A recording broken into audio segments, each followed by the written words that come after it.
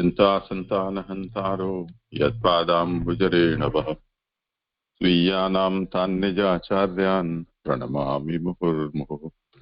यदनुग्रहतो जन्तुः सर्वदुःखातिगो भवेत् तमहं सर्वदा वन्दे श्रीमद्वल्लभनन्दनम्। अज्ञानतिमिरान्धस्य ज्ञानाञ्जनशलाकया चक्षुरुन्मीलितं येन तस्मै श्रीगुरवे नमः। नमामि हृदये शेषे लीलाक्षीराब्धिशायिनम् लक्ष्मीसहस्रलीलाभिः सेव्यमानं कलानिधिम्। चतुर्भिश्च त्रिभिस्तथा षड्भिर्विराजते योऽसौ पञ्चधा हृदये।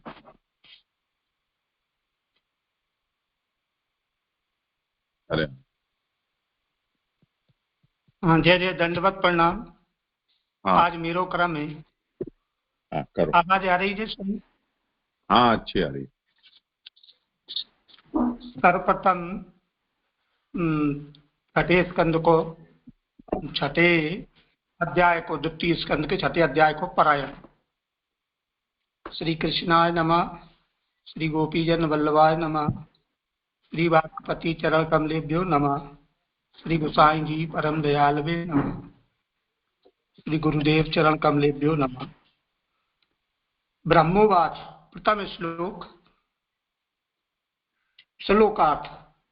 विराट भगवान का मुख जीव, वाणी और अग्नि का स्थान है और उसकी सप्त धातु, त्रिष्टुप आदि छंदों का स्थान है और हव्य, काव्य, अमृत और सब रसों का स्थान विराट भगवान की जिह्वा है।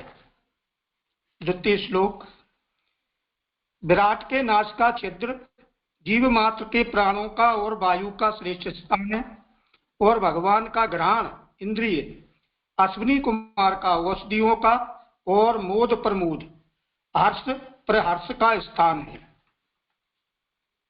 तीसरा चौथा श्लोक। भगवान के नेत्र गोलक, श्वेतादि रूपों के और तेज के स्थान है और भगवान के चक्षु इंद्रिया स्वर्ग, सूर्य और संबंधी सब पदार्थों का स्थान है। भगवान के कर्ण गोलक दिशाओं का और तीर्थों का स्थान है एवं उनके श्रोत्र, इंद्रिय, आकाश और शब्द का स्थिति स्थान है। भगवान विराट का श्रीअंग पदार्थ सार, स्वर्ण नाश आदि का एवं सुंदरता भाजन है और इनकी त्वक, गोलक और इंद्रिय, स्पर्श, गुण और वायु का तथा सब तरह की पवित्रता का स्थान। श्लोक पांचवा। विराट भगवान रोम, वृक्षादि जाति पदार्थों का स्थान है जिन कुशादि उद्भिज्ज पदार्थों से यज्ञ की सामग्री तैयार की जाती है और उनसे केशम, अश्रु और नक, शिला, लोह, मेघ और विद्युत का स्थिति स्थान है और विराट के बहु बहुत करके प्रजा रक्षक लोकपालों का स्थान है। श्लोक 6। भगवान का विक्रम भू, भुवा और स्वाहा है। हेम और शरण का भी स्थान वही है। सब काम और वर का स्थान भगवान का चरण है। सातवां श्लोक। जल, वीर्य, सर्ग, वृष्टि, प्रजापति इन सब का स्थान पुरुष का शिष्य है। प्रजा और आनंद के का स्थान उसमें रहा हुआ उपस्थित इंद्रिय है। आठवां।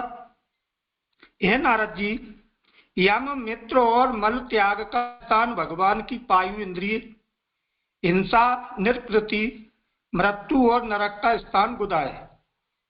नववां श्लोक। पराजय, अधर्म, अज्ञान अथवा अंधकार इन सब का आश्रय विराट पुरुष के पीछे का भाग। भगवान की नसें, नद और नदियों का स्थान रूप है। पर्वत भगवान की अस्थि हड्डी रूप है।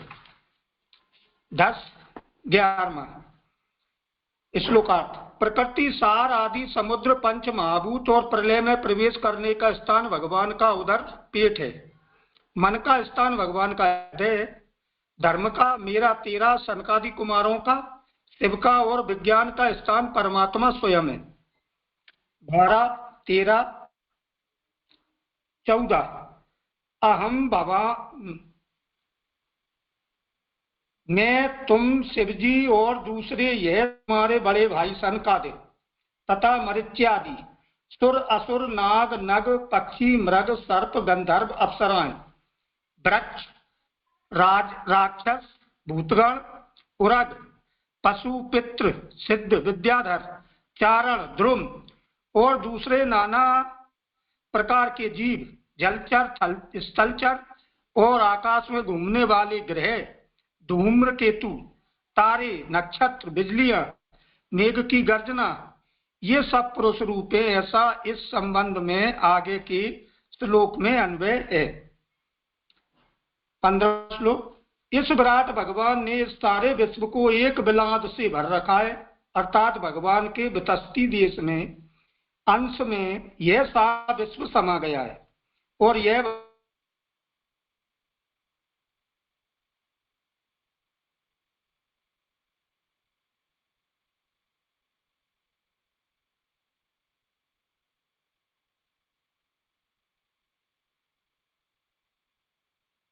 आवाज आपकी चली विराज कर अंदर और बाहर भी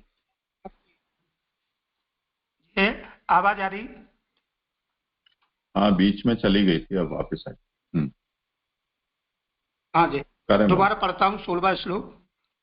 जैसे सूर्य अपने मंडल को प्रकाश देते हुए बाहर भी प्रकाश फेंकते हैं, उसी प्रकार यह पुरुष भी विराज कर अंदर और बाहर भी प्रकाश करते हैं। 17वां श्लोक। यह विराट पुरुष अंतर्यामी रूप, नित्य सुख और दुखाभाव का स्वामी है, कारण कि यह मर्त्य अन्य प्राकृत पदार्थों से अस्पृष्ट है। यह नारद, इस भगवान की महिमा है जो किसी के भी समझ में नहीं आती। 18वां श्लोक। पृथ्वी आदि सब लोग स्थिति पाद भगवान के चरणों में समा रहे और मेहरलोक से ऊपर के लोकों में उस भगवान के अमृत, चैन और अभय नामक सुख समा रहे हैं, ऐसा देवर्षि मान रहे हैं। 19वां श्लोक। इस भगवान के 3 चरण अंश त्रिलोकी के बाहर हैं, जिन्हें प्रजाओं के ब्रह्मचर्य, वानप्रस्थ और संन्यास आश्रम कहते हैं, किंतु चिर ब्रह्मचर्यादि न रखने वाला गृहस्थी तो त्रिलोकी के अंदर ही है और अश्रेष्ठ साधारण है। 20वां। यह भगवान शासन और अनशन 2 मार्गों से चारों तरफ घूमता है, कारण कि अविद्या और विद्या 2 शक्तियों ने इस भगवान का आश्रय ले रखा है। 21वां श्लोक। उस पुरुष से भूत, इंद्रिय और गुण वाला यह विराट जगत पुरुष पैदा हुआ। इसने भी द्रव्य रूप विश्व का अतिक्रमण कर लिया और सूर्य की तरह अपने प्रकाश से सबको तपा दिया। 22वां श्लोक। ब्रह्मा जी नारद से कह रहे हैं कि जब मैं इस परमात्मा भगवान के नाभि स्तंभूत कमल में से पैदा हुआ, तब मुझे इस भगवान के अंगों के सिवा कोई भी यज्ञ की सामग्री न मिली, तब ही यज्ञ संभारों को भगवद अवयव पाया। 23, 24, 25, 26 श्लोकार्थ। उसमें यज्ञ के पशु, वनस्पतियों के साथ दर्भ, देवयजन की भूमि, उत्तम गुण वाला काल, वस्तु, औषधियां, स्नेह, घी इत्यादि, रस, पत्थर, मिट्टी, जल, ऋग्वेद, यजुर्वेद, सामवेद, हे सप्तमी, उसके स्वरूप में चातुर्होत्र, नामधेय, मंत्र, दक्षिणा, व्रत, देवताओं का अनुक्रम, यज्ञ करने के कल्प सूत्र आदि ग्रंथ, संकल्प, सूत्र, गति, बुद्धि, प्रायश्चित, समर्पण, इन सब यज्ञ के उपयोगी पदार्थों को पुरुष के अवयवों में से लिए हैं। 27वां श्लोक। इस प्रकार यज्ञ के उपयोगी पदार्थों को एकत्रित करके जो पुरुष के अंग में से वे पदार्थ लिए वह यज्ञ रूप पुरुष ईश्वर है, उसका उन पदार्थों से यजन किया। 28-29। इसके बाद तुम्हारे मरीच्य आदि 9 भाई कहलाते हैं, उन्होंने स्पष्ट और अस्पष्ट रीति से यज्ञ पुरुष का यजन किया, अच्छे प्रकार से चित्त की एकाग्रता से वह कार्य किया। इसके बाद मनु और दूसरे ऋषियों ने उनके समय में यज्ञ किए। पितृदेव दैत्य और मनुष्यों ने यज्ञ करके विभु यज्ञेश्वर को प्रसन्न किया। 30वां श्लोक। भगवान नारायण में यह जगत रहा है, सृष्टि करने में माया के महान गुणों को धारण किया है, तो भी वह स्वतः निर्गुण है। 31वां श्लोक। उस भगवान की आज्ञा से मैं जगत को पैदा करता हूँ, उनके परवश होकर महादेव जी जगत का संहार करते हैं और पुरुष रूप होकर वह त्रिशक्तिधर भगवान ही इस विश्व का रक्षण करते हैं। 32वां श्लोक। जो तुमने पूछा वह सब मैंने तुमसे कहा। हे तात, भगवान के बिना कार्य कारणात्मक जगत इत्यादि कुछ भी नहीं होता है। 33वां। हे नारद, मेरी वाणी कभी झूठे अर्थ का स्पर्श नहीं करती, मेरा मन कभी झूठे मार्ग पर नहीं जाता, मेरी इंद्रिय कभी भी बुरे रास्ते पर नहीं जाना चाहती, क्योंकि मैंने अपने उत्साह वाले हृदय में भगवान हरि को धर रखा है। श्लोक 34। वह जो मैं वेदाभ्यास नियम से करने वाला, तपो में प्रजापतियों द्वारा नमस्कार किया जाने वाला पिता ब्रह्मा, निष्काम योग से निश्चल चित्त से भगवान से मिलने का मैंने प्रयत्न किया, तो भी वे मिले नहीं, क्योंकि मैं उनसे ही उत्पन्न हुआ हूं। 35वां श्लोक। अपने शरण आने वालों के संसार को हटा देने वाले सब सुखों का एक आधार और मंगल रूप भगवान के चरणारविंद की मैं शरण जाता हूं। जिस भगवान ने अपने ही महात्म से के वैभव का पार न पाया, जैसे आकाश अपने अंत को नहीं जानता, तो फिर हम देवादि और मनुष्यादि तो उसके महात्म को कहां से जान सके। 36वां श्लोक। मैं और तुम जिनकी सच्ची गति को नहीं जानते हैं, वैसे ही शिव जी बड़े अवस्थ है तो भी उनकी गति को नहीं जानते, तो दूसरे या अन्य देवता तो उनकी गति को कैसे जान सकते हैं। जिनकी माया में मोहित हुए बुद्धि वाले हमारे इस भगवान के बनाए हुए जगत को अपनी बुद्धि के अनुसार जानते। 37वां श्लोक। हम लोग जिन भगवान की लीलाओं का केवल गान करते हैं, किंतु उन्हें तत्वता नहीं जानते, उन भगवान को नमस्कार है। 38वां श्लोक। ये ही आद्य पुरुष खुद अज होने पर भी कल्प कल्प में इस जगत को उत्पन्न करते हैं। वे स्वयं आत्मा व्याप्त हैं, उस आत्मा में आत्मा को मारते हैं और रक्षा करते हैं। श्लोक 39। हे ऋषि, जब प्रशांत आत्मा इंद्रिय और अंतःकरण वाले मुनिगण उस विशुद्ध केवल आंतर सत्य निर्गुण नित्य द्वैत भाव से रहित ज्ञान प्रधान पुरुष को प्राप्त करते हैं, उसी समय वे दुष्ट तर्कों से नष्ट होकर तिरोहित हो जाते हैं। श्लोक 40।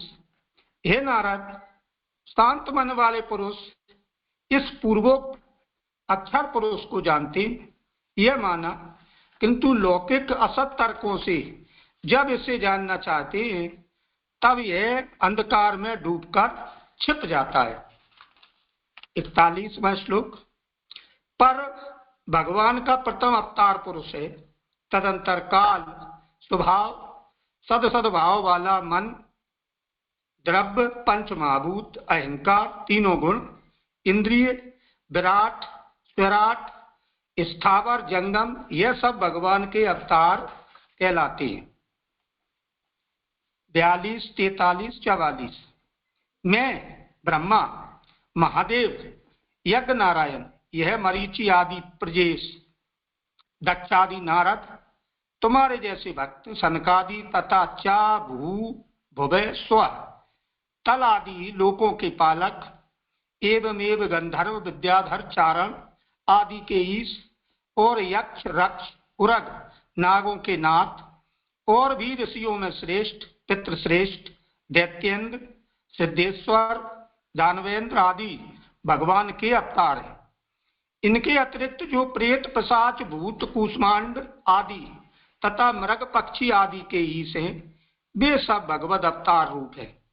इन सब के सिवाय लोक में जो भी उत्कृष्ट धर्म किंबा विभूति युक्त है, ओज से बल क्षमा आदि गुणों से युक्त है, श्री ही विभूति एवं आत्म युक्त पदार्थ हैं, वे सब परम तत्व रूप है। मूर्त और अमूर्त सभी भगवत स्वरूप ही हैं। 45 हे ऋषि, जो भगवान के अवतारों को लोग प्राधान्य देते हैं, वे अवतार भूमा अंतर्यामी रूप द्वितीय ध्यान में कहे हुए हैं, उनके अवतार कहलाते हैं। उन सुंदर अवतारों को क्रम से मैं कहूंगा। वे कान के मेल को नाश करने वाले हैं, उनका तुम कर्ण कान द्वारा पान करो। श्री भागवत महापुराण के द्वितीय स्कंद की महाप्रभु जी श्री वल्लभाचार्य विरचित सुबोधनी विवृत्ति का 6वां अध्याय संपूर्ण। ये पारायण पूरा हुआ जय। अब यथार्थ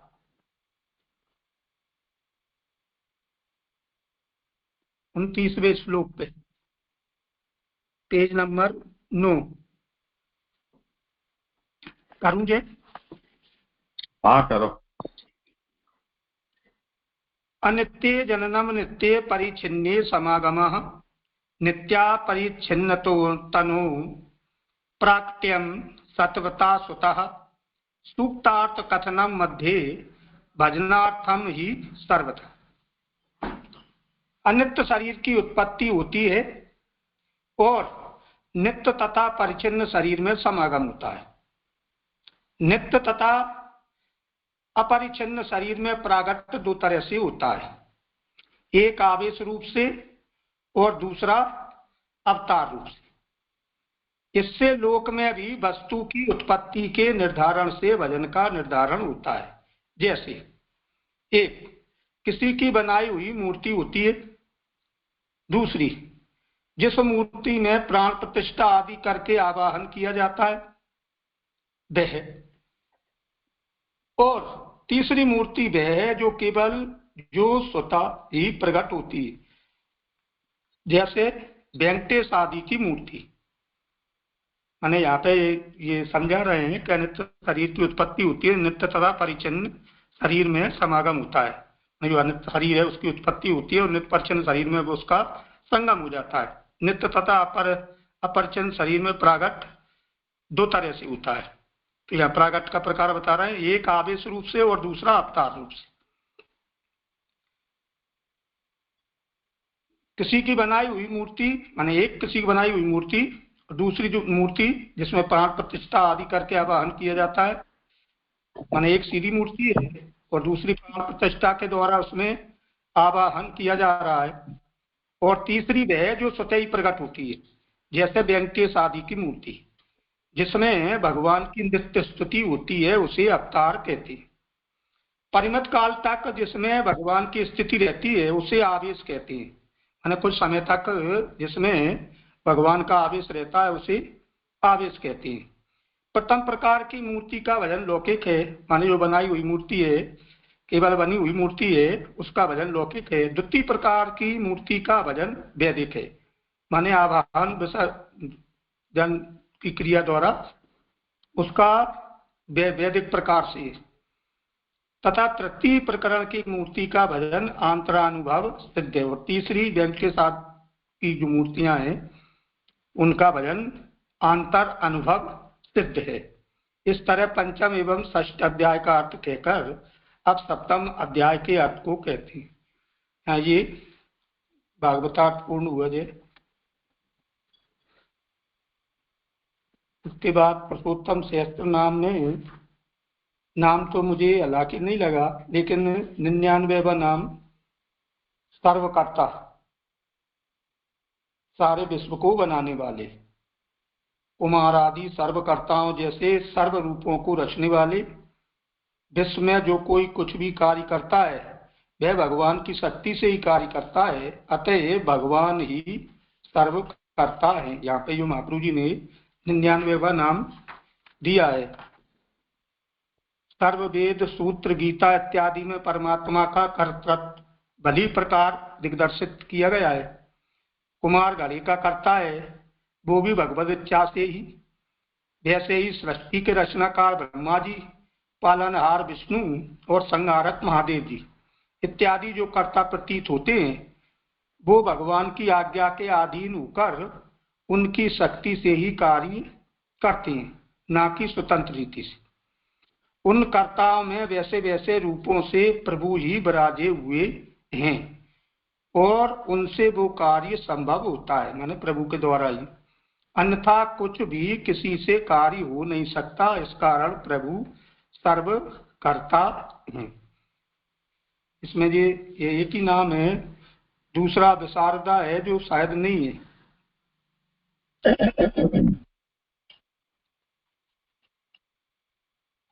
देखेंगे अभी जैसे जैसे प्रस्तुतिकारों का अपना विषय आएगा तो,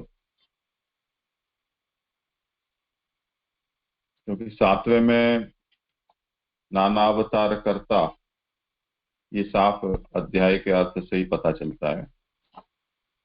तो अब सर्वकर्ता आपने यहाँ दे दिया है, तो विशारद ये इसको कहाँ डालेंगे ये फिर समय पर सोचेंगे। ठीक है, आप करो बोले। हाँ जी, अध्याय 6।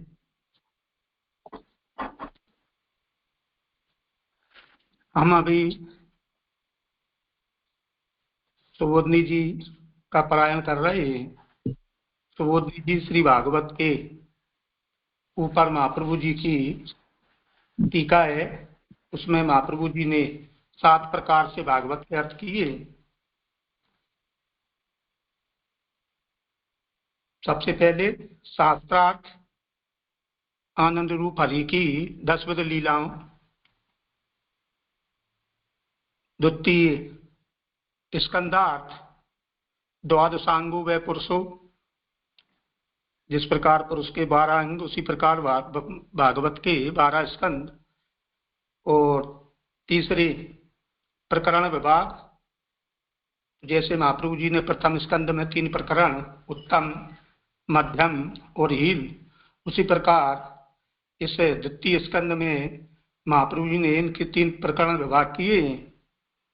तत्व ध्यान, हृदय प्रसाद, तत्व ध्यान यानी वस्तु निर्धार, हृदय प्रसाद हृदय की प्रसन्नता, और मनन यानी विमर्श, ये 3 प्रकरण। तो चूंकि हम द्वितीय स्कंद के 5वें अध्याय तक पहुंच चुके हैं, तो शुरू से इसकी जो समरी मैंने समराइज की है वो ये प्रस्तुत कर रहे हैं हम।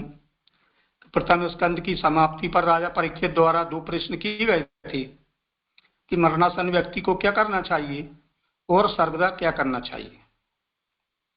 अब द्वितीय स्कंद में इन प्रश्नों को समाधान में ये कहा जा रहा है कि श्री भागवत को सांगोपांग अंग सहित श्रवण करना चाहिए। श्रवण के 10 अंग, इसलिए इस द्वितीय स्कंद में भी 10 अध्याय, इसलिए इसका अध्याय का अर्थ श्रवणांग हुआ। इसमें जो विषय है वह प्रभु की रसविध लीला है, जो जानने योग्य और करने योग्य वह अंग सहित श्रवण। इसमें कहा गया कि यदि अंगों को जान लिया तो अंगी रूप प्रभु भी समझ में आ जाएंगे।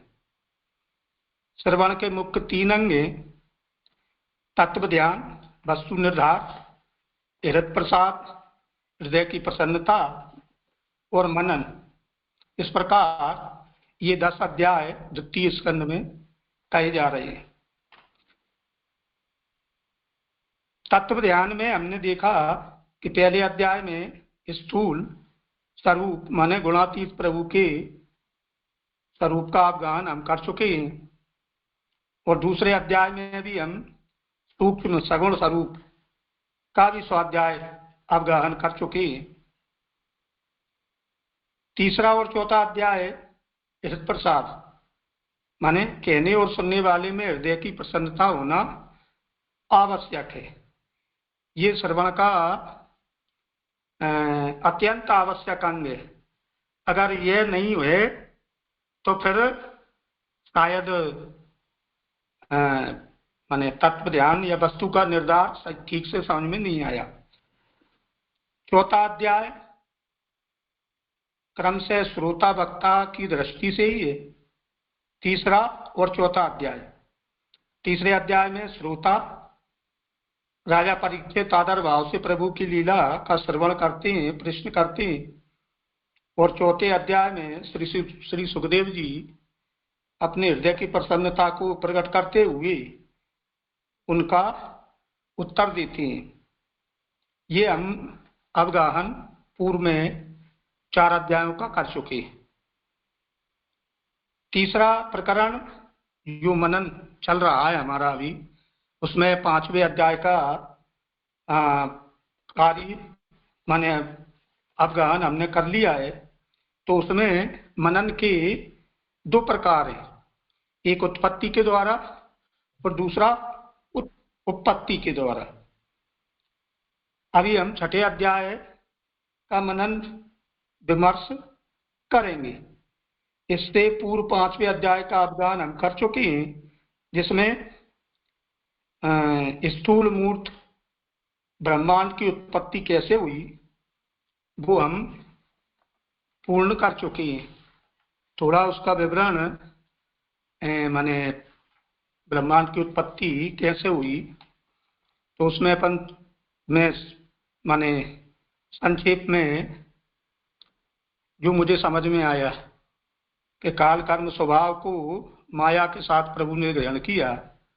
काल का कुछ अंश गुणों के साथ संबंध हुआ, फिर स्वभाव के साथ संबंध होने से परिवर्तन हुआ, फिर कर्म के साथ इसी प्रकार में तत्व का जन्म हुआ, यानी कि समष्टि बुद्धि पिंड अर्थात संगात्मक ध्येय।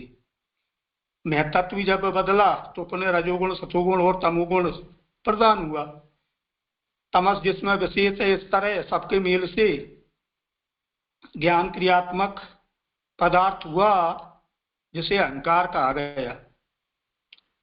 अहंकार के साथ भी जब काल कर्म स्वभाव का संबंध हुआ तो दूसरे पदार्थ को पैदा करने वाला वो हो गया, क्योंकि इसके अंदर सत्वादि गुण मौजूद ही है, नियमन करने वाला कोई नहीं है। हाँ, इसलिए इसने अपने आधार अहंकार को 3 तरह का कर दिया, मैंने 3 तरह से विभाजित कर दिया। सात्विक, राजस और तेजस। तामस से द्रव्य शक्ति अर्थात पृथ्वी आदि द्रव्य पैदा हुए, राजस से क्रिया शक्ति कर्मेंद्रिय और सात्विक से ज्ञान शक्ति ज्ञानेन्द्रिय। तीनों ही सृष्टि करने वाले हुए। अतः पहले तामस अहंकार की सृष्टि ये काल आदि द्वारा जब सृष्टि करने को उद्यत हुआ तो आकाश पैदा हुआ, जिसकी मात्रा गुण शब्द आकाश भी काल आदि के विकार से। पर वायु पैदा हुई, इसका तन्मात्रा स्पर्श, और आकाश, क्योंकि आकाश से सारी चीजें उत्पन्न हो रही हैं तो इसलिए उनके गुण तो उसमें जो आगे जो पैदा हो रहे हैं उनमें आ ही जाएंगे। वायु से अग्नि पैदा हुआ, अग्नि से जल और जल से पृथ्वी। इन सबकी एक एक तन्मात्राएं आकाश शब्द, वायु स्पर्श, अग्नि रूप, जल रस और पृथ्वी गंध, ये 5 तन्मात्राएं पैदा हुई। इसके पश्चात सात्विक अहंकार से सृष्टि, मन और 10 इंद्रिय सात्विक देवगण पैदा हुए, दिशा वायु सूर्य प्रचेता आदि। राजस अहंकार विकाल कर्म से विकार को प्राप्त हुआ तो उससे 10 इंद्रिय हुई, 5 ज्ञानेन्द्रिय, 5 कर्मेंद्रिय। अब ये सबके सब तत्व पृथक पृथक रहने से ये ब्रह्मांड बनाने में असमर्थ हुए, तब भगवान की आज्ञा से ये सारे पदार्थ कार्य कारण भाव ऊंच नीच भाव को प्राप्त होते हुए इन्होंने सबने मिलके ये समष्टि पिंड ब्रह्मांड माने भगवान का घर बनाया। दिव्य वर्षों तक ये जल में पड़ा रहा और जब इस निर्जीव ब्रह्मांड को भगवान ने देखा तो उसमें अपना प्रवेश मन अक्षरवम का प्रवेश करवाया। तब ये वही पुरुष विराट रूप हो गया। इसके कटी से ऊपर में 7 लोक और कटी से नीचे 7 लोक, माने ये स्थूल मूर्त ब्रह्मांड विराट पुरुष पैदा हो गया। यहाँ तक हम देख चुके। अब अध्याय 6 तृतीय श्रवणांग साधन मनन। पुरुष सूक्त में कहे गए भगवान के विराट देह का वर्णन। अनित्य जननम नित्य परिच्छिन्ने समागमः नित्या परिच्छिन्न तनौ प्राकट्यम चेति सा त्रिधा। ये महाप्रभु जी की कारिकाएं है 5 कारिका। घटपट आदि अनित्य पदार्थों में जनन ही उत्पत्ति कही जाती है। माने घटपट आदि पदार्थ जो अनित्य पदार्थ हैं उसमें जो जनन हो रहा है उसको ही उत्पत्ति कहा गया। नित्य किंतु परिच्छिन्न पदार्थों में समागम माने आके मिल जाना ही ये उत्पत्ति माने समागम के द्वारा, और नित्य तथा अपरिच्छिन्न पदार्थ में प्रगट हो जाना ही उत्पत्ति माने अर्थात प्रागट। कारिका दूसरी तीसरी। उत्पत्ति स्थान संबंध रूपा षष्ठे निरूप्यते स्थूल स्यामूर्त रूपस्य तद वेददर्शी फलम नारायण परावेदा इत्यनेन निरूपितम सामान्येन तदेवात्र विस्तरेण निरूप्यते। कारिका इस 6ठे अध्याय में प्रधानतया स्थान समागम संयोग रूपा उत्पत्ति का निरूपण है। इस 6ठे अध्याय में जो बात चल रही है वो समागम संयोग रूपा उत्पत्ति का निरूपण है। स्थूल अमूर्त पदार्थ का स्थान देह के साथ संबंध हो जाना ही उत्पत्ति है। जो विषय इस अध्याय में आएगा तो यहाँ पे महाप्रभु जी उसको स्पष्ट कर रहे हैं। चूंकि ये कारिकाएं प्रारंभ की हैं तो महाप्रभु जी ने पूरे अध्याय की समरी की है, तो यहाँ पे कारिका के रूप में ये आ रही है। उनका वर्णन इस 6ठे अध्याय में है। स्थूल और मूर्त पदार्थ जड़ माने गए जिन्हें आदि भौतिक और क्षर भी कहते हैं, यही स्थान भी है। माने स्थूल और मूर्त पदार्थ ये जड़ माने गए जिन्हें आदि भौतिक अथवा क्षर भी कहते हैं। स्थूल अमूर्त पदार्थ शक्ति रूप है। जो अमूर्त पदार्थ हैं वो शक्ति रूप है, भगवान के अवयव हैं जो आधे कहे गए, और ये ही आध्यात्मिक पदार्थ कहा जाता है। माने भगवान के जो अवयव हैं वे शक्ति रूप भी हैं, आधे कहे गए और आध्यात्मिक पदार्थ है। तीसरा एक और पदार्थ है जो सूक्ष्म है, पर मूर्तामूर्त है। माने तीसरा जो पदार्थ है वो सूक्ष्म है, पर मूर्तामूर्त है, विरुद्ध धर्माश्रय है, उसे आदि दैविक कहते हैं, वो स्वयं भगवान है। माने जो तीसरे पदार्थ की बात हो रही है वो स्वयं भगवान है, जो शायद 7वें अध्याय में उसका निरूपण होगा। तो यहाँ पर अध्यात्म जो पदार्थ है उसका निरूपण यहाँ पे 6ठे में शायद आ रहा है। इस 6ठे अध्याय में स्थूल अमूर्त भगवद अवयव पदार्थ के साथ आधे लौकिक इंद्रिय तथा उनके देवता वन ही आदि का संबंध बताते हैं। माने इस 6ठे अध्याय में स्थूल अमूर्त भगवद अवयव पदार्थ के साथ आधे लौकिक इंद्रिय तथा उनके देवता आदि का संबंध, या जो प्रकरण आगे आएगा वो बताते हैं। इस निरूपण का फल है कि आधार और आधे दोनों पदार्थों का अभेद संबंध समझ में न जाए। माने आधार और आधे दोनों पदार्थ अभेद हैं, माने एक दूसरे से जुड़े हुए हैं, तो ये बात समझ में आ जाए। पहले अध्याय में नारायण परा वेदा इत्यादि श्लोक में, माने इसी अध्याय के 15वें श्लोक में ये बात आई थी। नारायण परा वेदा देवा नारायण जा और नारायण परालोका, नारायण परामखा, नारायण परायोगा, नारायण परम तप, नारायण परम ज्ञानम, नारायण परागति। माने चारों वेद नारायण का प्रतिपादन कर दिए, सब देवगण नारायण के अंगों से प्रकट हुए, सारे लोग नारायण में समा रहे हैं, सब यज्ञ नारायण का पूजन करने के लिए कहते हैं। माने पूरी बात इसमें माने नारायण में ही सब कुछ है, माने नारायण से भिन्न नहीं है।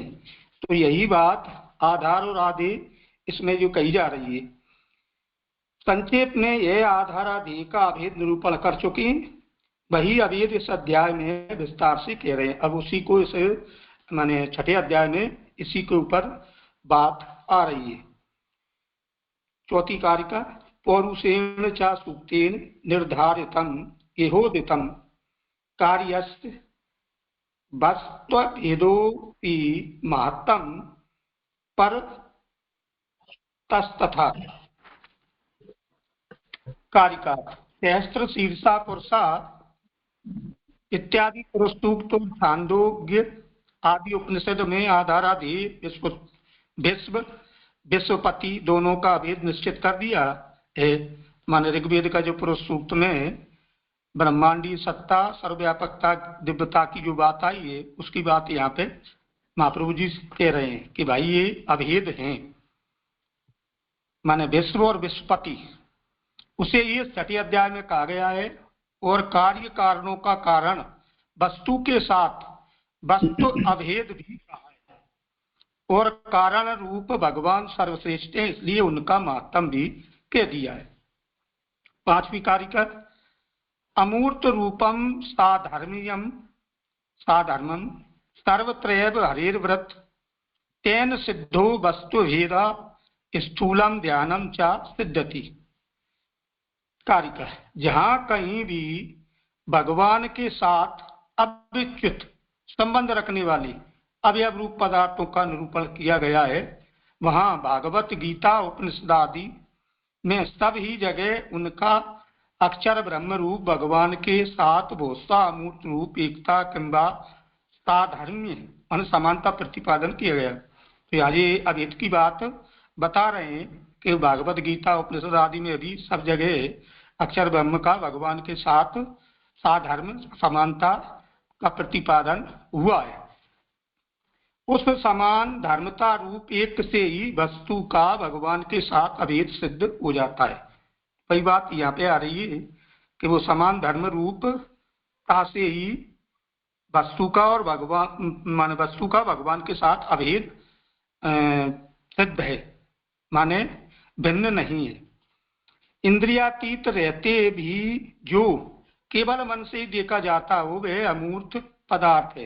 माने इंद्रियों से अतीत रहते हुए जो केवल मन से ही देखा जाता हो वह अमूर्त पदार्थ है, क्योंकि वो इंद्रियों से नहीं जाना जा सकता, इसलिए इंद्रियातीत है, वो अमूर्त पदार्थ है। आध्यात्मिक और आदि दैविक पदार्थ अमूर्त है। आध्यात्मिक और आदि दैविक माने भगवान और भगवान की इंद्रियां, ये सब अमूर्त हैं। आदि दैविक पदार्थ में इतनी शक्ति अधिक है, अब यहाँ पे भगवान की बात कर रहे हैं, कि वह अपनी सामर्थ्य से ही मूर्त हो सकता है ना, उसमें इतनी सामर्थ्य है कि वह स्वयं अपनी सामर्थ्य से मूर्त हो सकता है। कितने ही पदार्थ आज्ञा सिद्ध होते हैं, यहाँ पे बता रहे हैं कि कितने ही पदार्थ आज्ञा सिद्ध होते हैं, माने जो बड़ों ने आज्ञा की है या शास्त्र ने जो आज्ञा कर दी है उसको उनको हमको वैसा का वैसा ही मानना चाहिए। जहाँ मनुष्येंद्रिय और लौकिक मन भी न पहुंचता हो वे पदार्थ वेदवाक और अलौकिक पुरुषों की आज्ञा से ही मानने पड़ते हैं।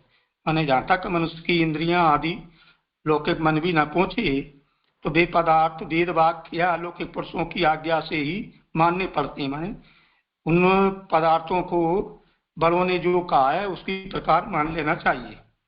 जैसे ब्रह्म पदार्थ में इंद्रिय और लौकिक मन नहीं पहुंचता, ब्रह्म पदार्थ में इंद्रिय और लौकिक मन नहीं पहुंचता, किंतु सदैव सौम्यदम अस्तित्वोपलब्धव्य,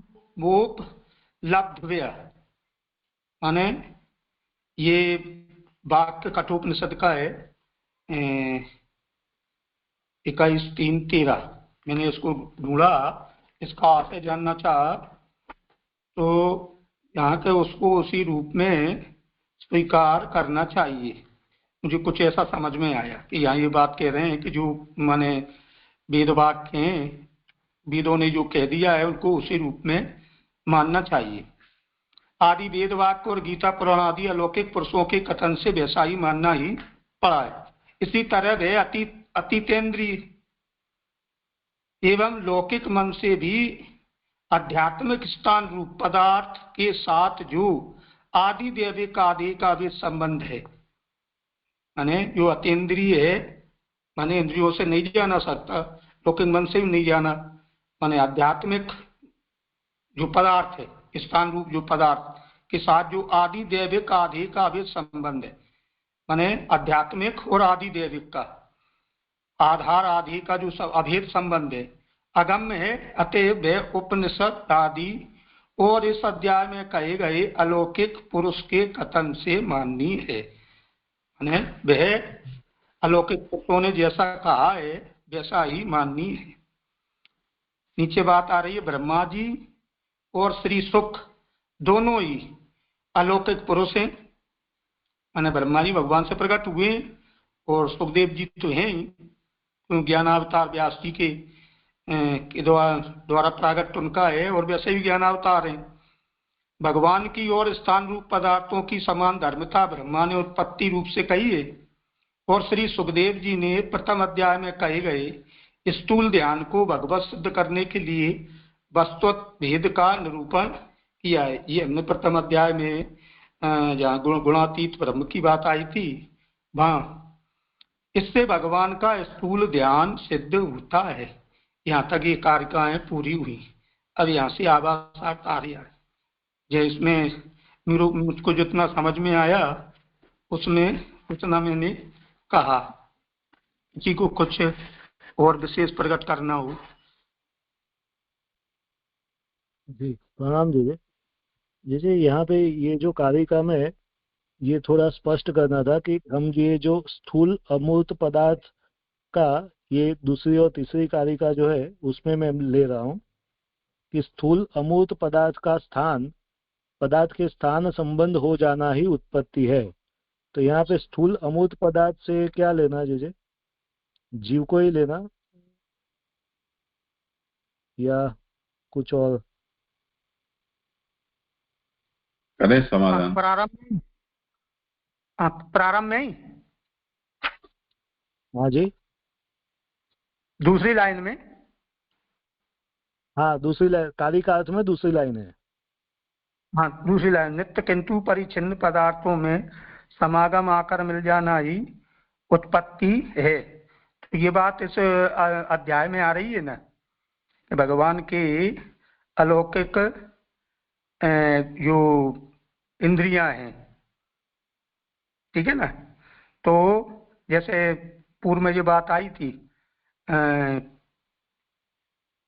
माने अपन ने भागवतार्थ में देखा था ना शायद, या माने मेरे इतनी समझ में आई थी कि जो माने जो स्थूल पदार्थ जो पांचवें में जो ब्रह्मांड विराट पुरुष की उत्पत्ति हुई, तो उसके जैसे उसमें कहा गया कि ब्राह्मण भगवान का मुख है, क्षत्रिय इनकी भुजाएं, यहाँ जो बात आई थी वो शायद उसकी बात कर रहे हैं कि माने अध्यात्म पदार्थ जो उनमें माने भगवान के किन अंगों में समाये हुए हैं, शायद मैं ऐसा समझ पा रहा हूँ।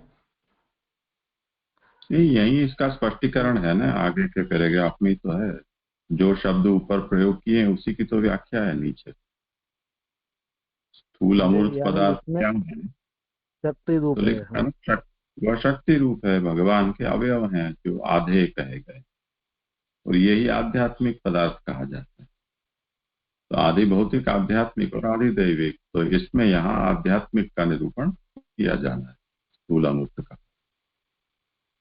स्थान के साथ संबंध। हाँ जी जी जी, यानी जो आध्यात्मिक की जो शक्ति है उसकी बात हो रही है ऐसे।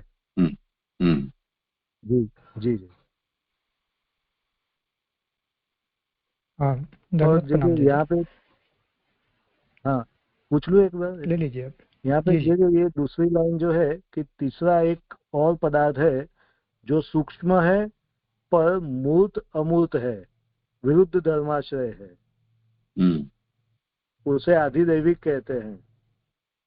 तो ये आधिदैविक जो है वो उसको जैसे वो हमारा जो इससे लेना है क्या, अपने में प्रभु का जो स्वरूप है उसी से लेना है, वो आधिदैविकता जो है कि देवता जो है उससे लेना, अंतर्यामी रूप जो है उससे लेना या देवता जो है उससे लेना, वो कैसे लेंगे जीजे? वो देखो पांचवी कारिका में उसको स्पष्ट किया है ना, पांचवी कारिका में उसी को स्पष्ट किया गया है। आध्यात्मिक और आदिदैविक पदार्थ अमूर्त होते हैं, परंतु आदिदैविक पदार्थ में इतनी शक्ति अधिक है कि वह अपने सामर्थ्य से ही मूर्त हो सकता है। तो वो मूर्तामूर्त भेद से विरुद्ध धर्माश्रय समझ में आ गया जी। लेकिन जे यानी जो इंद्रिय के जो देवता है उसको ले सकते हैं इसमें, या कैसे आधिदैविक में ऐसे ही लेना? नहीं, यहाँ तो मुख्यतः भगवान को कहा जा रहा है ना। जी जी जी जी जी जी, समझ में आया। तो जी आगे ये जो कारिका जो चौथी पेज 182 में कारिका अर्थ जो है उसमें सहस्त्र शीर्षा पुरुष जो है उसमें जो लास्ट लाइन है वत्स्व वत्स्व भेद भी कहा है, कार्य पदार्थों का कारण वस्तु के साथ वत्स्व भेद भी कहा है। तो वो जो शब्द समझ में नहीं आया। वस्तु के साथ वस्तु अभेद, वस्तु अभेद। अच्छा, वस्तु अभेद। जी जी जी।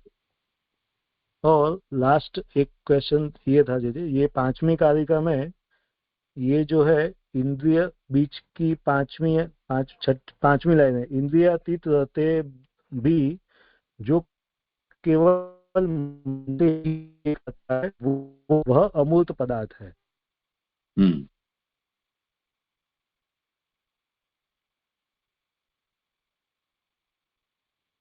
उसमें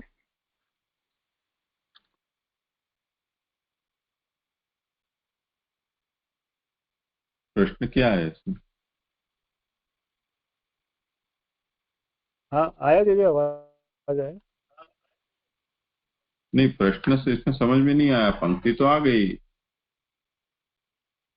जी जी जी, यानी ये जो अमूर्त पदार्थ जो यहाँ पे बताया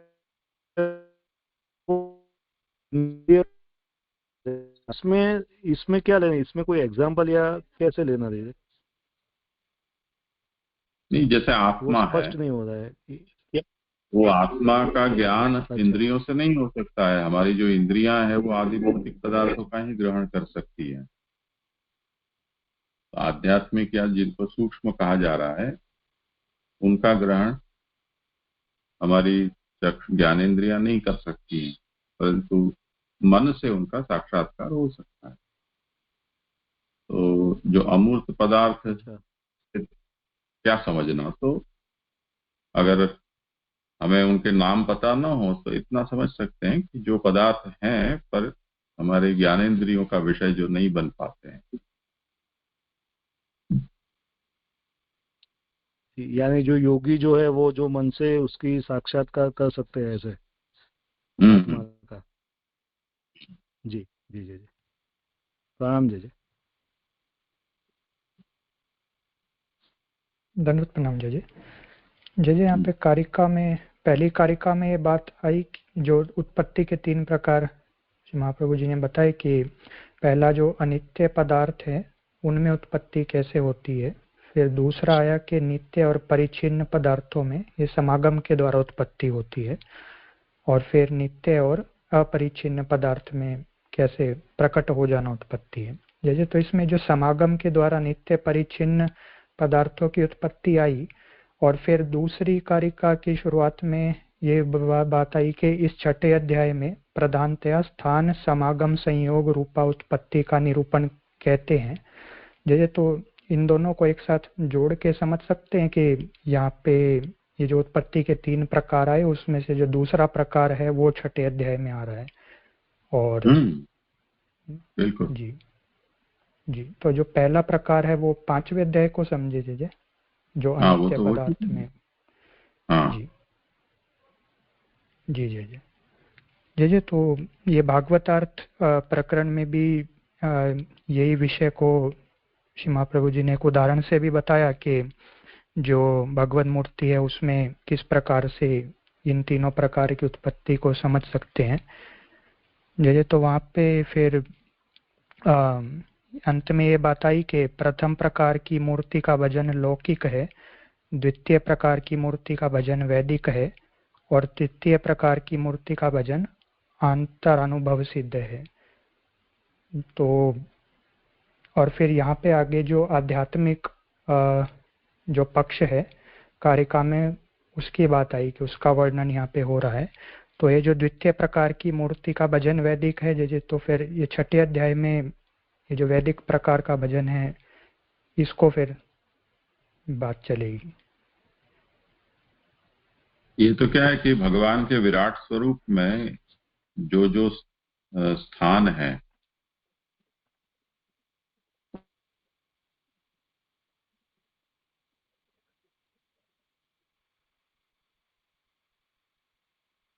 तो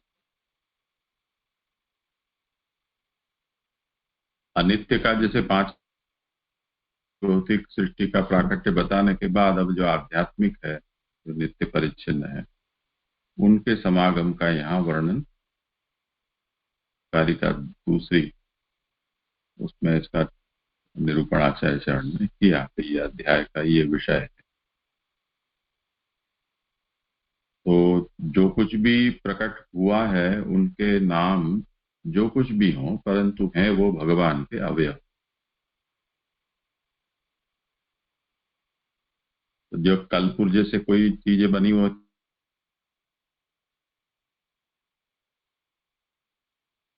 है तो कार अंगी है और उसके जितने भी छोटे अंग हैं उनको कार के अंगतया हम जाने या screw, wheel, driver, clutch, accelerator या हेडलाइट या मिरर ऐसे इन नामों से जाने, दोनों तरह से संभव है। और उन दोनों को मिला जुला कर भी हम समझ सकते हैं कि ये बैक व्यू मिरर है जो कार का अंग है। तो उनके संबंध को स्थापित करते हुए उनका स्थान कार में कौन सी जगह है उसको भी अगर हम जान रहे हैं तो वो सांगोपांग हो गया। उस तरह से यहाँ बताया जा रहा है कि आप जिस चीज को इस नाम से जानते हो वो विराट पुरुष का ये अंग है। तो अब उस स्थिति में उसका आराधन किया जा सकता है ना। जैसे अपने यहाँ चरणारविंद की भक्ति, मुखारविंद की भक्ति और ऐसे सब प्रभेद बताए जाते हैं। तो वो चाहे चरणारविंद हो चाहे मुखारविंद हो पर है तो भगवान के ही अंग। किसी को जो कोई सेवा प्राप्त हुई हो अथवा तो उस अंग की जो सेवा है उसी में उसकी रुचि स्थिर हो गई हो, भाव रूढ़ हो गया, तो उसे वो भगवान के अंग तया तो कर ही सकता है।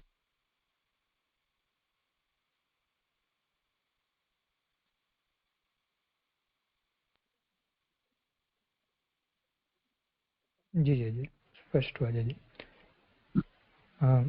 जैसे एक और प्रश्न था, यहाँ पे आधे शब्द का प्रयोग आया है कारिकाओं में, तो जो भगवान के अवयव हैं जो आधे कहे गए हैं, ऐसा दूसरी तीसरी कारिका में आया। और फिर चौथी कारिका में ये बात आई कि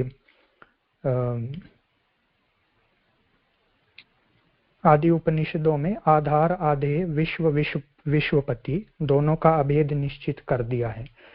तो जैसे ये थोड़ा सा कंफ्यूजन हो रही थी कि यहाँ पे प्रभु के अवयवों को आधे कहा है, तो फिर मतलब जैसे आधार आधे विश्वपति, तो यहाँ पे विश्व को आधार कह रहे हैं और विश्वपति जो भगवान हैं उनको आधे कह रहे हैं, तो ऐसा ही समझना चाहिए।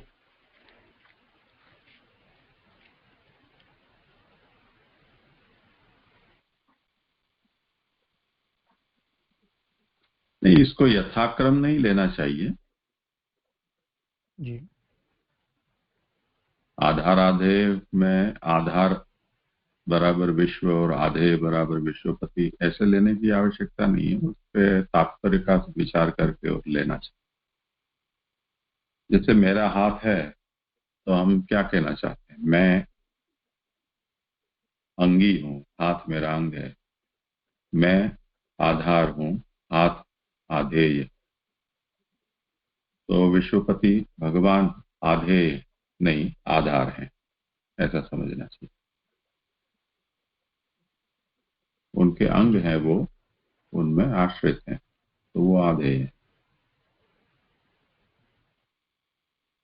जी जी जी, स्पष्ट हो गया। धन्यवाद, प्रणाम जी।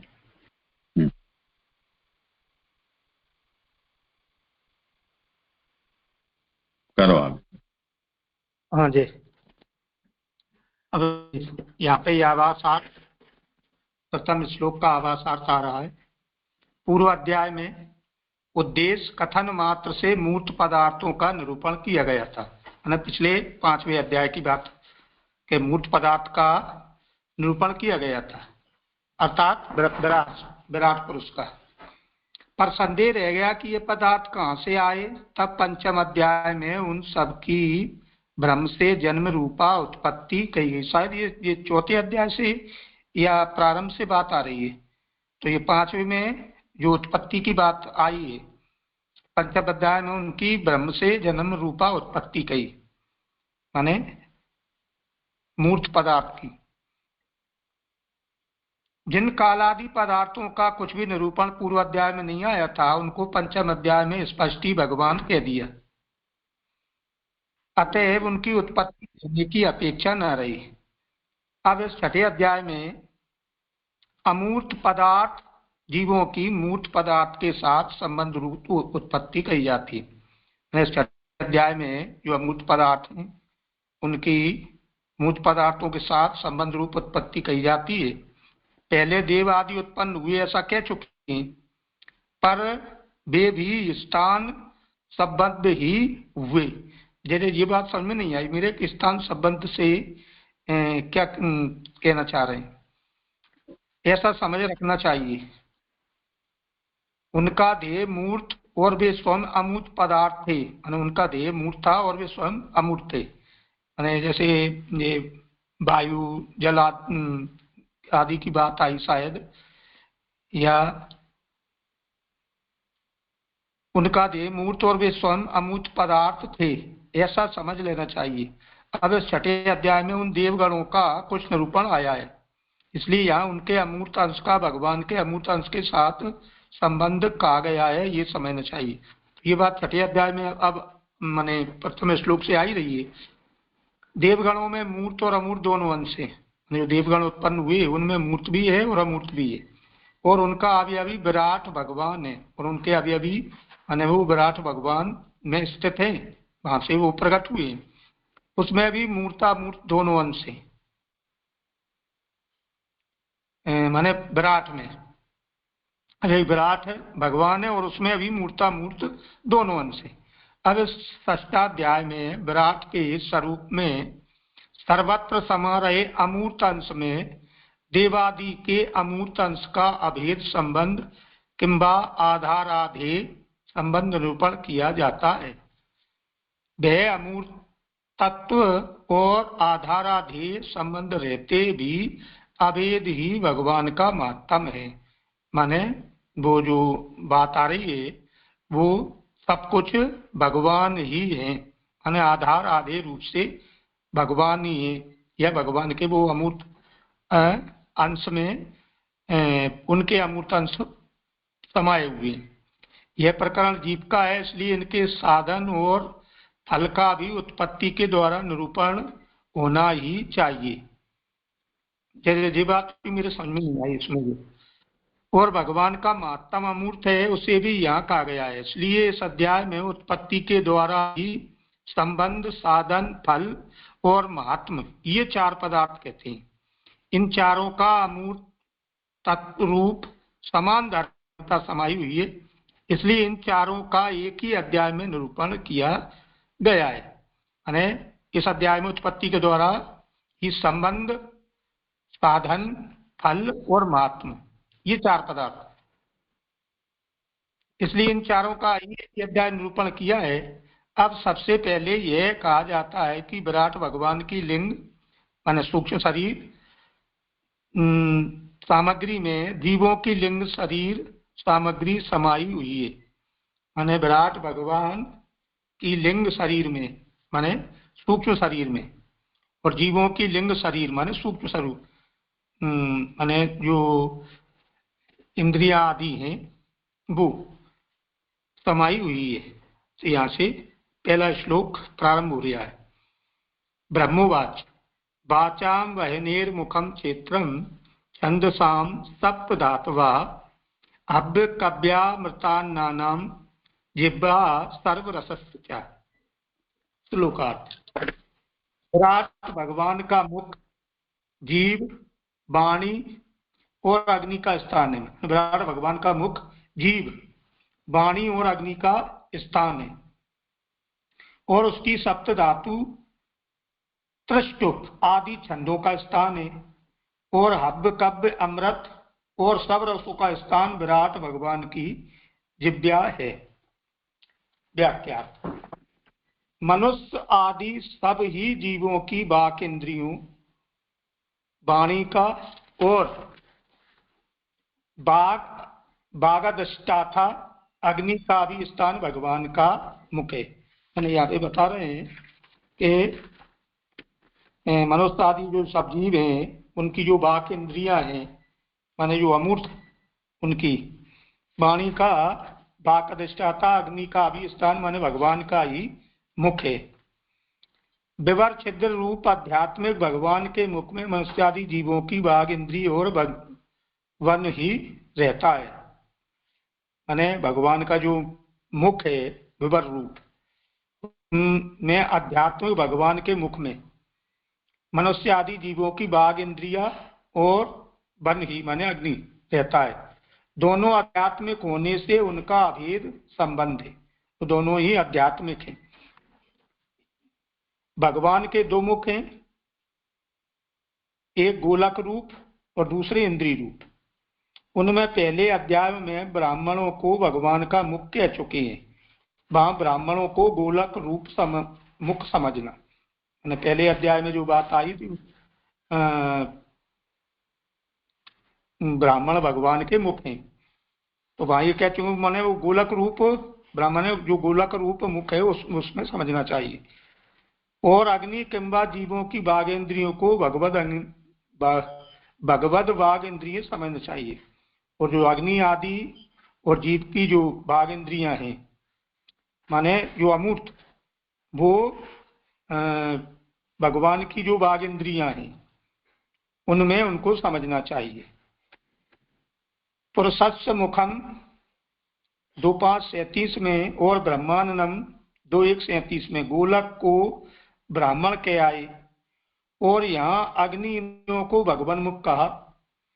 गोलक रूप भगवान मुख भी तत्व है और ब्राह्मणत्व भी तत्व है। तत्व से तत्व पैदा हुआ यह दिखाने के लिए ही गोलक को ब्राह्मण कहा। अब यहाँ पे ये बात कह रहे हैं, वहां ब्राह्मण गोलक को पहले कह आए हैं कि ब्राह्मण भगवान के गोलक में है, तो यहाँ अग्नि भगवान इंद्रियों को भगवान मुख का, तो गोलक रूप भगवान मुख भी तत्व है, माने जो गोलक रूप जो विवर रूप है वह भी तत्व है, और ब्राह्मणत्व भी तत्व है, माने ब्राह्मण में जो ब्राह्मणपना है वो तत्व है। तो तत्व से तत्व पैदा हुआ, यह दिखाने के लिए ही गोलक को ब्राह्मण कहा है। माने गोलक जो है वो तत्व है, तो उसमें से ब्राह्मणत्व तत्व हुआ, ये शायद ये कहना चाह रहे हैं, मैं तो समझ पा रही हूँ। इसी तरह पूर्व अध्यायों में पाताल आदि पदार्थों की उत्पत्ति भगवान के पाद मूलादि भगवान के अवयवों में से हुई है तथा उनकी स्थिति भी उन्हीं भगवत अवयवों में ही है। जैसे पूर्व के अध्याय में, ये पूर्व में 5वें अध्याय में भी ये बात आई थी, और वहाँ प्रथम अध्याय में भी ये बात आई थी कि जो पाताल आदि में से पूरा अध्याय पाताल आदि पदार्थों में उत्पत्ति भगवान के, माने जैसे 7 लोक नीचे और 7 ऊपर, तो उसमें नीचे जो पाताल माने तलवे में, तो वहां से पाद मूल में, माने पाद के मूल में भगवान के अवयवों से उनकी उत्पत्ति हुई, तो उनकी स्थिति भी वही है, यह कह चुकी है। इससे यह सिद्ध होता है कि भगवान ही पाताल आदि रूप हो गए, माने इससे यह सिद्ध हुआ कि भगवान ही पाताल रूप हुए हैं। जैसे मृतिका ही घट है, माने जैसे मिट्टी मृतिका ही घट, माने जो घट है वो मिट्टी से ही बना हुआ है, तो यहाँ उसके विपरीत निरूपण है। बाघ इंद्रिय अग्नि आदि आध्यात्मिक जगत को कहकर उसे भगवान कह रहे हैं, माने जो बाघ इंद्रिय जो अग्नि आदि है तो आध्यात्मिक है जी, जगत को कहकर उसे भगवान कह रहे हैं। और पुरुषस्थ मुखम ब्रह्म, वहां भगवान को कहकर जगत बता रहे हैं, माने यहाँ बाघ इंद्रियों को अग्नि कह रहे हैं, भगवान का भगवान कह रहे हैं, और वहां पुरुषस्थ मुखम ब्रह्म, माने जो ब्रह्म है वो भगवान का मुख है, तो वहां कह के जगत को बता रहे हैं, माने भगवान ही जगत रूप है। ये दोनों वाक्य भगवान को विरुद्ध धर्माश्रय कह रहे हैं, माने ये दोनों वाक्य भगवान के विरुद्ध धर्माश्रय को बता रहे हैं। आध्यात्मिक जगत का और आदि दैविक भगवद अवयवों का आधाराधेय भाव भी कहा गया है। इसलिए कहते हैं कि छंद साम अमूर्त रूप जो गायत्री आदि 7 प्रधान छंद हैं वे आध्यात्मिक भगवत रूप हैं, माने जो गायत्री छंद हैं वे आध्यात्मिक रूप हैं। माने यहाँ जो आई थी बात श्लोक में, वाचाम बहनेर मुखम चित्तम छंदसाम सप्तधातवा, गायत्री आध्यात्मिक भगवत रूप है, माने भगवान के आध्यात्मिक रूप, वे अमूर्त भगवत रूप आदि दैविक स्थानों में रहती हैं। तो वो जो आध्यात्मिक है वो अमूर्त भगवान का जो रूप आदि दैविक है उसमें रहती है, अर्थात गायत्री जगती श्रणिक त्रिष्टुप अनुष्टुप पंक्ति और व्रति, माने ये छंदों के नाम इन आध्यात्मिक अमूर्त पदार्थों के स्थान भगवान के आदि दैविक अमूर्त, माने भगवान के जो आदि दैविक अमूर्त पदार्थ हैं, जैसे त्वक मांस रुधिर मेद मज्जा अस्थि और स्नायु, ये सब देवता रूप हैं, हमारे पार्थिव धातु रूप हैं, पर भगवान के ये सब देवता रूप हैं, माने ये भगवान के सब देव रूप पदार्थ हैं, तो ये उनमें रहते हैं। इस तरह शब्दार्थ रूप मुख संबंधी सब ही पदार्थों का भगवान मुख के साथ संबंध बताकर अब वहां विद्यमान रसना इंद्रिय के संबंधी पदार्थों का भी भगवान में ही संबंध कहते हैं। तो यहाँ पे अभी बात चूंकि जो आ रही है कि हव्य काव्यामृता नाम जिह्वा सर्वस्व रसस्य, तो यहाँ रसना इंद्रिय की बात यहाँ पे आ रही है। हव्य काव्यति माने देवों के लिए दिए जाता अन्न हव्य कहा जाता है। इसी अन्न में जब भगवत अवयव हव्य का मंत्रों के द्वारा समावेश किया जाता है तब ही वह हव्य कहा जा सकता है। यहाँ पे अब के बारे में बता रहे हैं कि अब किसे कहते हैं। तो अब जो भगवद अवयव रूप अब का मंत्रों के साथ, मंत्रों के द्वारा जो हब दिया जाता है वो तभी हब कहलाता है, अन्यथा नहीं।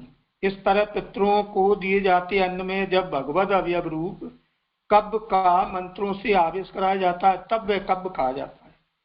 माने जो पितरों को जो कब दिया जाता है उसमें भी मंत्रों का जब आवेश कराया जाता है, मंत्रों के द्वारा दिया जाता है, तब वह कब कहा जाता है। अतिथि आदि के लिए दिया जाता अन्न अमृत कहा जाता है, अथवा ब्रह्म के लिए बिना मांगे हुए अन्न को भी अमृत कहते हैं। यहाँ ये बात समझ नहीं आई जैसे मेरे कि ब्रह्म के लिए बिना मांगे हुए अन्न को भी अमृत कहते हैं। यहाँ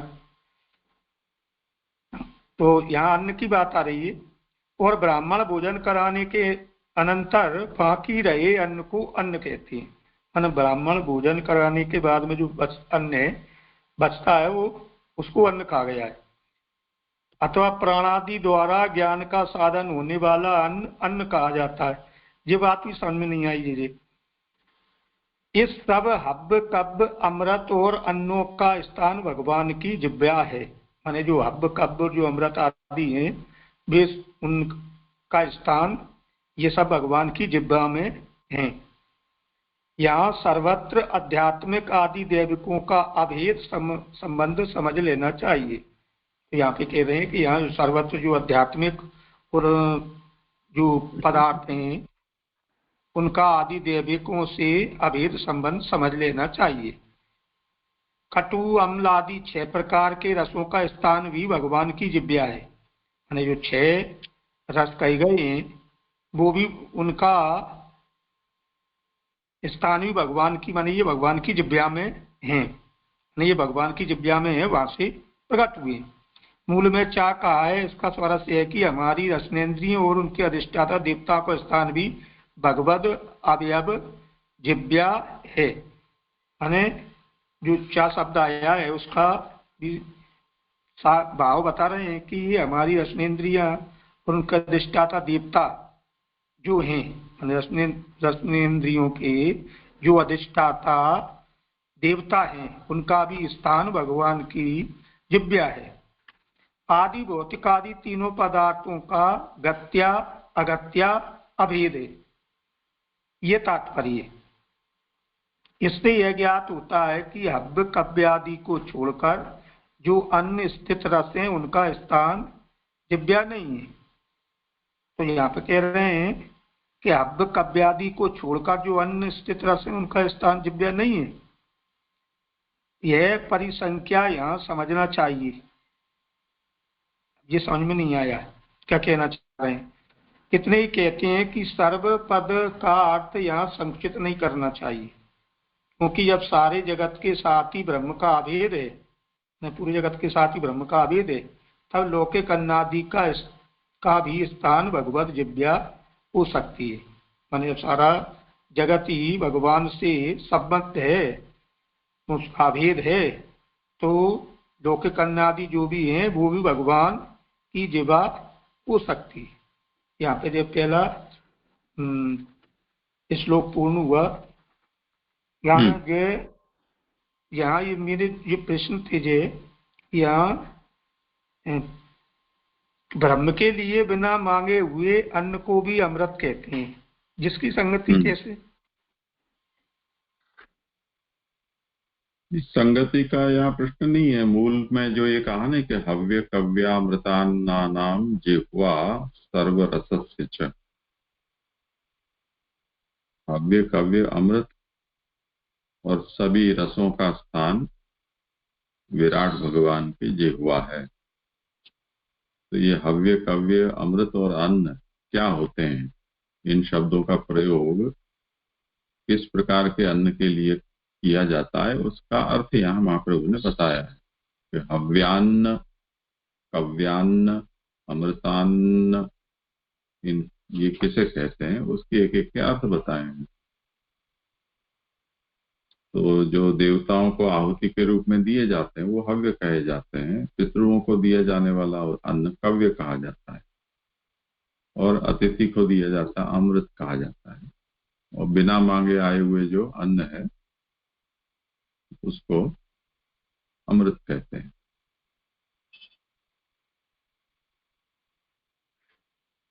ब्रह्म के लिए ये जो शब्द है वो उसका कोई अर्थ नहीं है।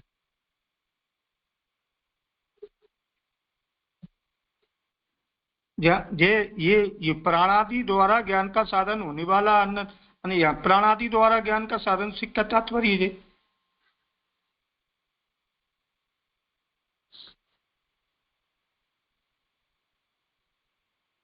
अथवा प्राणादि द्वारा ज्ञान का साधन होने वाला अन्न अन्न कहा जाता है। उसका यहाँ संदर्भ पुरुषोत्तम जी ने दिया है कि देखता श्रुति वचन आपने यहाँ उद्धृत किया है, तस्माद अन्नम ददत सर्वाणि एतानि ददाति। ऐसे महानारायण उपनिषद में ये एक वचन दिया गया है। वहां ये कहा गया है कि तस्मात अन्नम ददत, इसलिए अन्न देने पर सर्वाणि एतानि ददाति, ये सब कुछ देता है। तो ये जो श्रुति वचन है उसमें ये बात कही जा रही है कि हम जो अन्न खाते हैं वो अन्न प्राण बनता है, और प्राण होने पर ज्ञान सामर्थ्य भी हमारे भीतर आती है।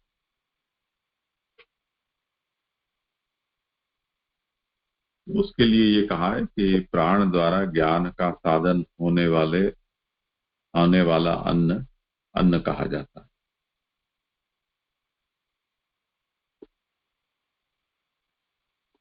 और कुछ हो? हाँ जी। और ये अंत में जो ये आया था, यह परिसंख्या यहाँ समझना चाहिए। मैंने अभिकव्य आदि को छोड़कर जो अन्य स्थित रस है उनका स्थान जिव्या नहीं है। तो यहाँ ये शंका सी मैंने लग रही है शायद जी, यह परिसंख्या यहाँ समझना चाहिए। तो यहाँ क्या कहना चाह रहे हैं?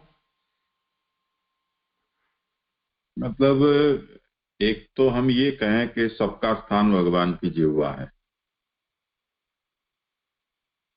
तो सब कह दिया तो उसमें सब कुछ आ गया, फिर गिनाने की जरूरत नहीं थी। गिनाया दो स्थिति में जाता है, बहुत सी चीजें गिनाने की हों पर सबको हम नहीं गिना सकते हैं इतनी लंबी सूची होने के कारण। तो नमूने के तौर पर हम कुछ चीजों को गिना दें, जैसे कौन वो दिन स्वाध्याय में थे, गिनाने के लिए दो चार नाम हम गिना दें। परमानंद जी थे, तेजस भाई, और दूसरा गिनाना ये होता है कि इतने ही थे, इनके अलावा नहीं थे।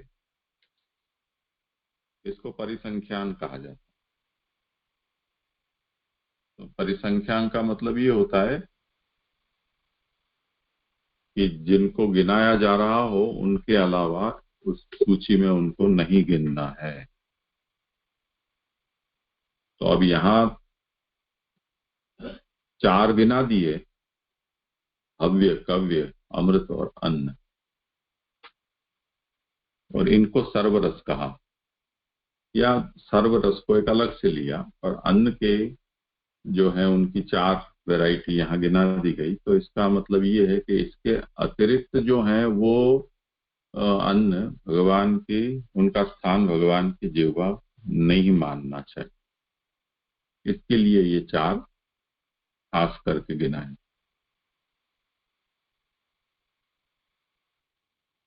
हाँ जी, हाँ जी भाई। दूसरा श्लोक, सर्वासूनाम च वायुश्च तन्नासे परमायने अश्वनो रोष दंडवत प्रणाम दीजिए। ये एक प्रश्न था मुझे 184 नंबर पेज पे, ये जो भगवान का विरुद्ध धर्माश्रयता बताई है, ये समझ में नहीं आया कि वाग इंद्रिय अग्नि आदि आध्यात्मिक जगत को कहकर उसे भगवान कह रहे हैं, और पुरुषस्य मुखम ब्रह्म वहां भगवान को कहकर जगत बता रहे हैं। ये दोनों वाक्य भगवान को विरुद्ध धर्माश्रय कह रहे हैं, ये स्पष्ट नहीं हो पाई ये बात। देखो क्या है,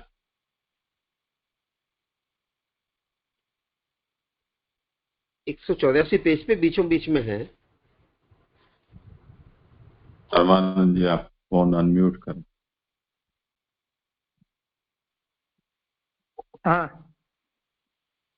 तो यहाँ पे भगवान का विरुद्ध धर्माश्रय की बात आई, आध्यात्मिक जगत को कहकर उसे भगवान कह रहे हैं, और पुरुषस्य मुखम ब्रह्म वहां भगवान को कहकर जगत बता रहे हैं, ये पूछ रहे हैं शायद। हाँ हाँ, ये दोनों बातों कैसे ये समझे? जे समझाएंगे। आप किसी और को प्रयास करना हो।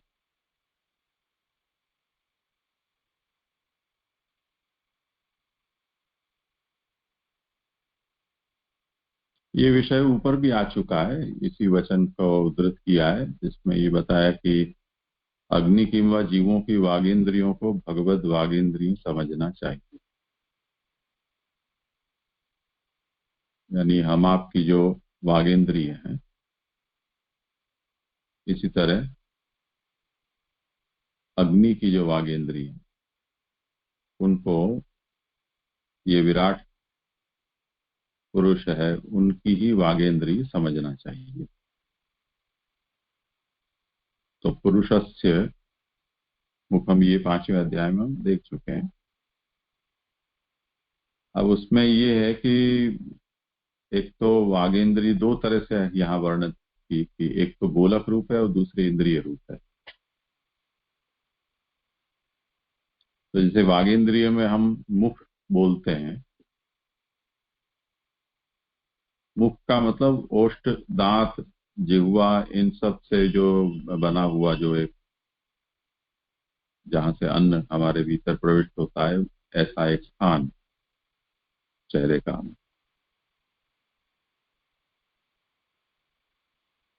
तो उसे यहाँ दो तरह से समझाया है, एक मुख गोलक को भी कहा जाता है और एक मुख इंद्रिय को भी कहा जाता है। तो गोलक जो है वो इंद्रिय का रहने का स्थान होता है। तो अब जहां ऐसा कहा जाता है कि ये भगवान, ये जो इंद्रिय है वो भगवान के मुखस्थानी है, या तो मुख का मतलब क्या समझना, गोलक समझना या इंद्रिय समझना?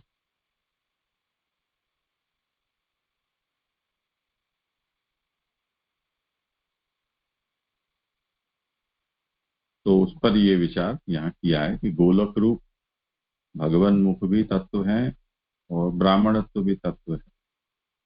यानी ब्राह्मणों को भी भगवान का मुख कहा गया। तो द्वारका लीला के प्रसंग में वहां ब्राह्मणों को बहुत बढ़ाया चढ़ाया गया है, और भगवान ऐसा कहते हैं कि जो ब्राह्मणों को देता है वो मुझे देता है, ऐसा समझ लो।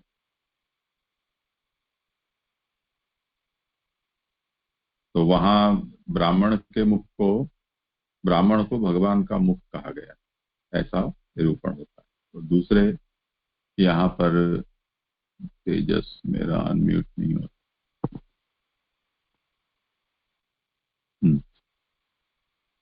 तो दो दो मुख कैसे हो गए, ये प्रश्न होता है ना। अग्नि को भी कह दिया, एक ब्राह्मण को भी कह दिया। तो गोलक रूप भगवान मुख भी तत्व है और ब्राह्मणत्व भी तत्व है। तत्व से तत्व पैदा हुआ ये दिखाने के लिए गोलक को ब्राह्मण कहा। तो भगवान मुख से ब्राह्मण पैदा हुआ, ब्राह्मणों से मुखमासीत, ऐसा।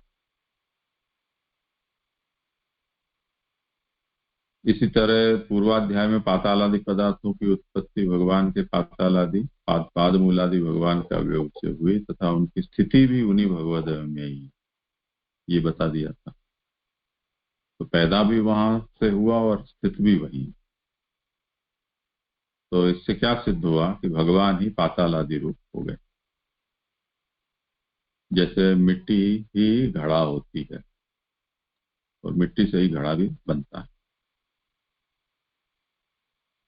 अब यहाँ इससे विपरीत निरूपण है क्या कि वागेंद्रिय अग्नि आदि आध्यात्मिक जगत को कहकर उसे भगवान कह रहे हैं। वाचम वहनेर मुखम क्षेत्रम, ऐसा कहा ना कि भगवान का विराट का जो मुख है वो अग्नि का स्थान है। तो यहाँ प्रकारांतर से निरूपण हो रहा है। इससे पहले ये कहा कि भगवान के चरण है वो पाताल है। अब ये निरूपण कैसा है कि पहले पाताल बता दो, उसके बाद उसका विराट में स्थान बता।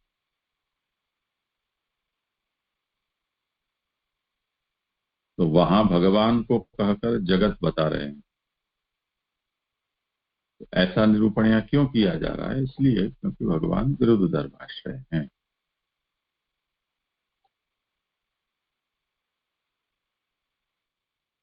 हाँ जी जी, अब स्पष्ट हुआ अच्छे से। दंडवत प्रणाम जी।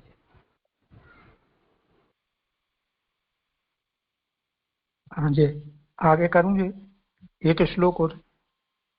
ये तेजस कुछ पूछ रहा है।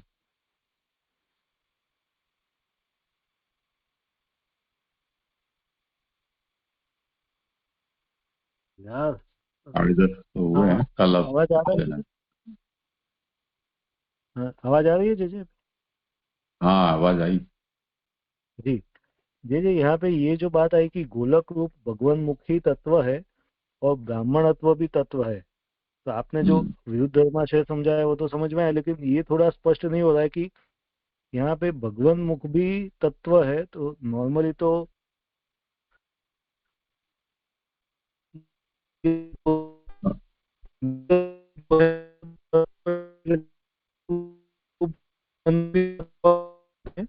लेकिन ब्राह्मणत्व है। आवाज नहीं आ रही, बीच में आवाज कट जा रही है।